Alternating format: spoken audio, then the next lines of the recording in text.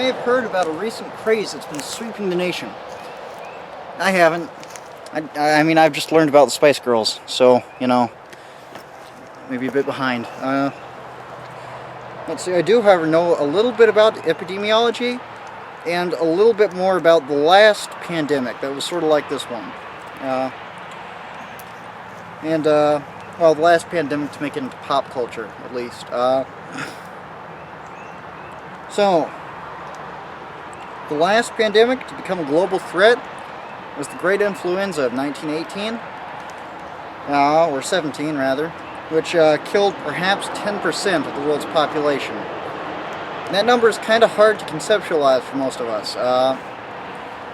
So 10% of the population, that's, well, let's put it another way. Every person on Earth in 1920 knew or had known at least one person who had died during the 1917 pandemic. The Great Influenza was a truly serious threat to 20th century civilization, to the point that Star Trek actually did an episode about it decades later.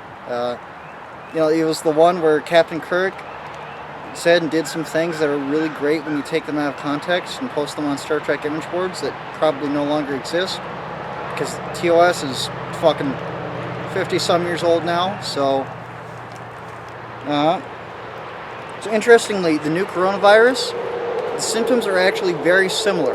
It's basically a flu.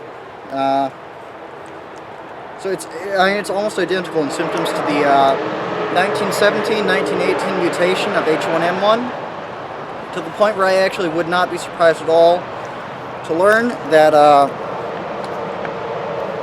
it's actually sort of it's a modification of H1N1. I wouldn't be surprised at all. I mean, but anyway, many of the lessons learned 100 years ago or so are actually completely applicable to the here and now. So first, just the flu doesn't really mean a lot. The 1917 and 18 pandemic was literally just the flu. It was the same H1N1 virus that goes around the world once a year still. It still killed millions of people.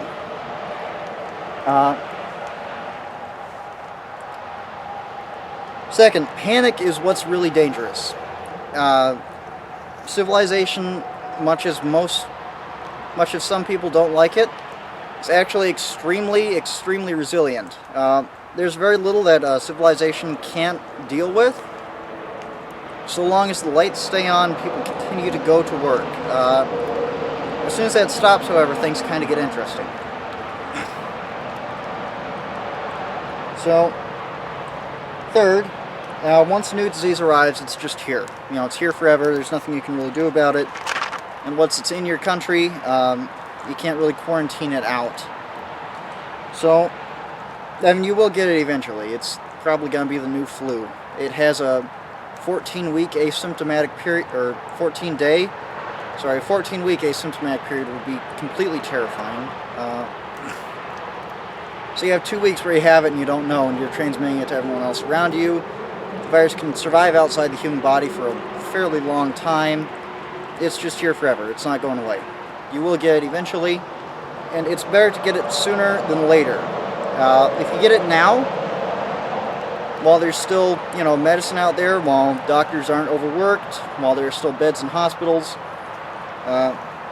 while you can still, call for takeout and just spend a couple weeks chilling on the couch with a horrible chest ache, watching reruns of Golden Girls, it's fine. You'll live, you'll recover, it'll be okay.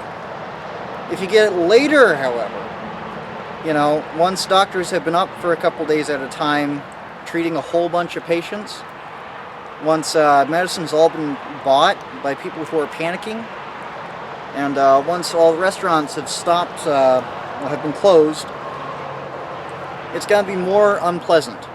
So, really, the best advice anyone can give, since no vaccine has been developed, is just go out, find someone who's sick, and just give them a big old wet sloppy French kiss with a whole bunch of tongue, so you can Just kind of chill out and then get better. I don't know if this camera's waterproof. This may stop working. I should maybe just move it from underneath the tree that's dripping water.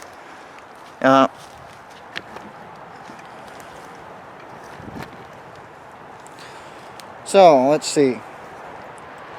So, fourth, the disease will eventually mutate to a less deadly strain, even if it has been modified or artificially created, unless the people who made it were really smart and maybe installed some sort of deficiency in something that would kick in if the disease mutated and kill off any mutant strains, which I doubt they are. This thing originated in a country that can't build escalators that don't fucking eat people. Let's be honest, their genetic engineering cannot possibly be that good.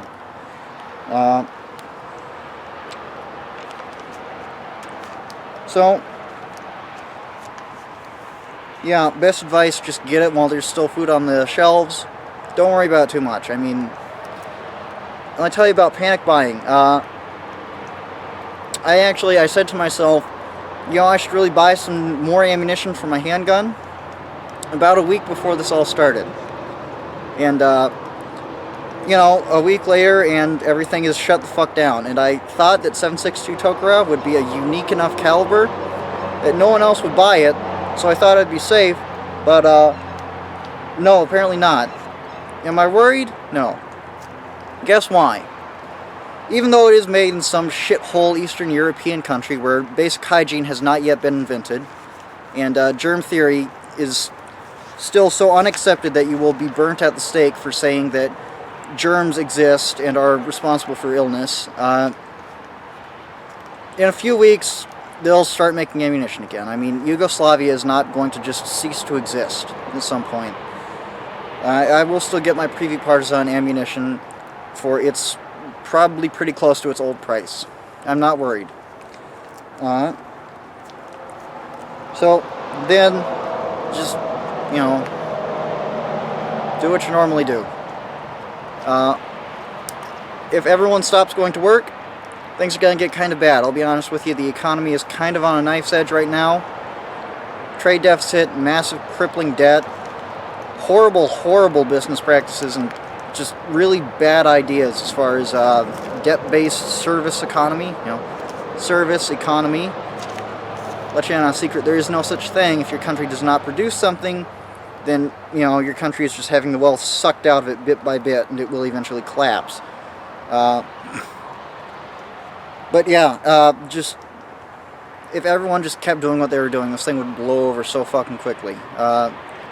The only people at risk are boomers and people who don't deserve to exist.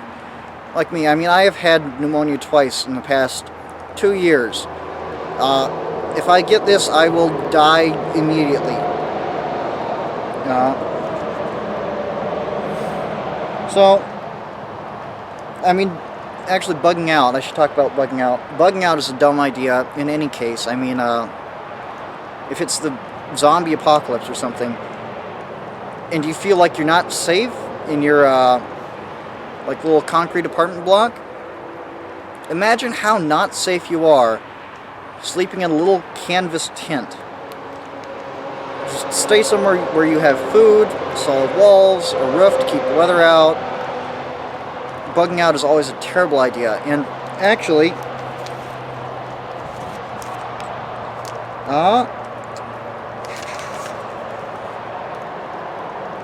so during the Great Depression, deer actually nearly went extinct in most of the continental United States, and after the Second World War, they had to be reintroduced artificially to a lot of regions because people couldn't provide for themselves just by working, so they had to go out and actually hunt for food.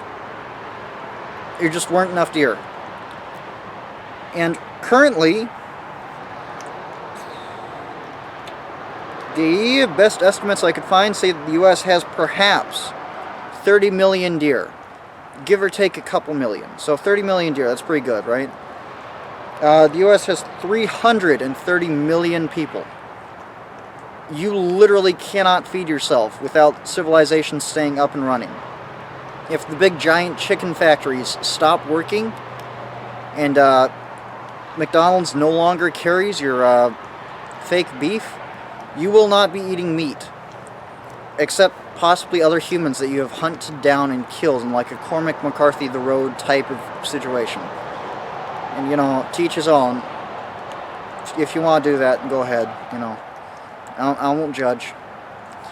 But yeah, no, there's not enough arable land, there are not enough deer, there are not enough squirrels, and there are not enough berry bushes for you to survive if you can no longer get canned food. So, the notion, and everyone, if things get bad, everyone will try to bug out immediately. Because people are fucking idiots. So be smarter than the masses, and just don't bug out. Stay at home. You know, turn your spoiled milk into yogurt or cheese when the refrigerator shuts off. Just, I mean, having a locking front door and a solid roof is always a better thing than living in a fucking tent. The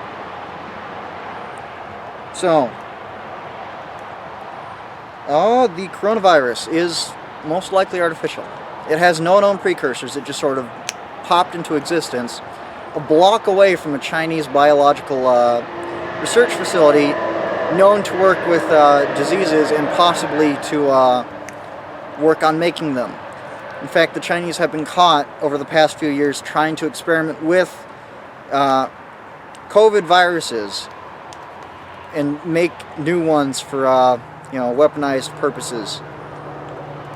And additionally, the Chinese government's response to this is, it was to immediately lock down everything and start welding people's doors shut and enforce quarantines with teams of guys in hazmat suits walking around the street with rifles. So this is most likely a Chinese biological weapon that they just kind of fucked up on. You know, I mean, once again, you just can't expect too much from these people. We're talking about a nation that has managed to unlock the lofty secrets of production lines, mass production, consumer spending, all that, but has not yet figured out how to make mopeds that do not spontaneously combust. This was bound to happen eventually, quite frankly. But,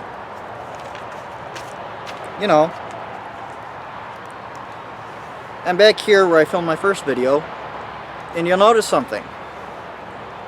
The audio has been drowned out by highway noise this entire time.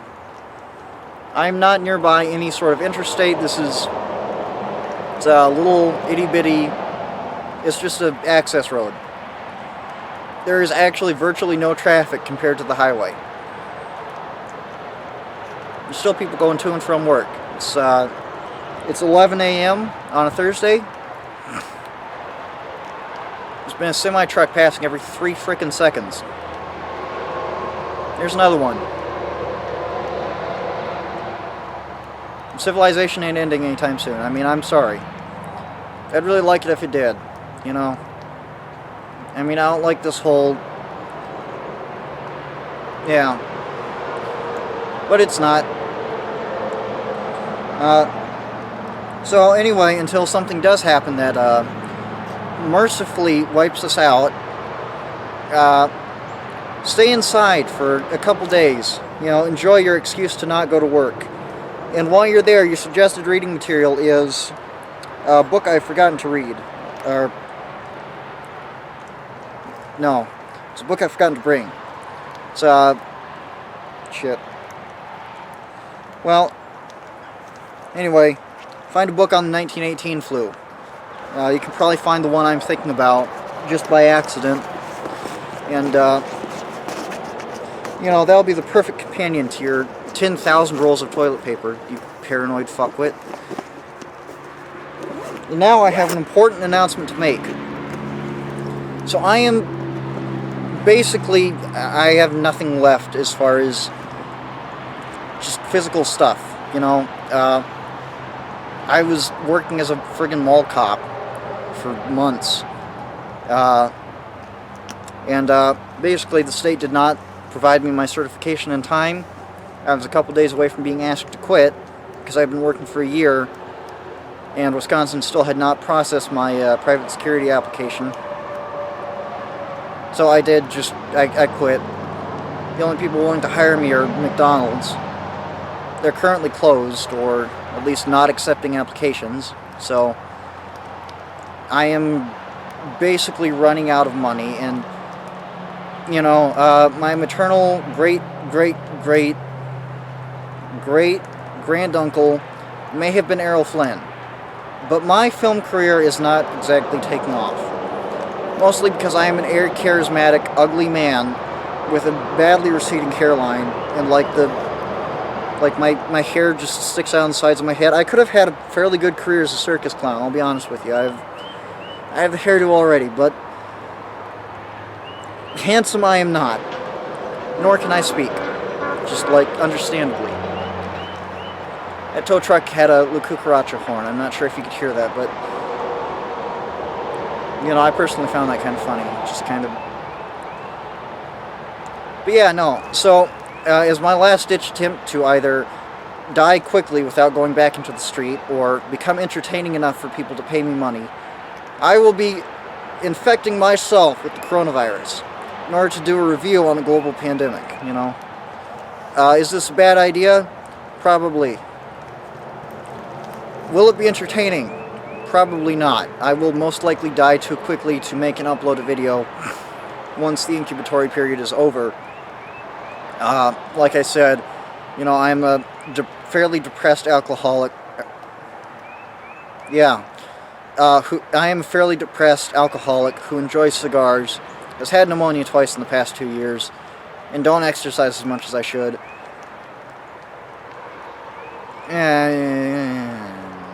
I don't know. So, you know what, at the very least,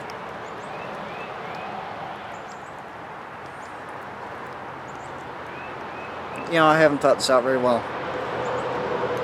So let's see how it goes.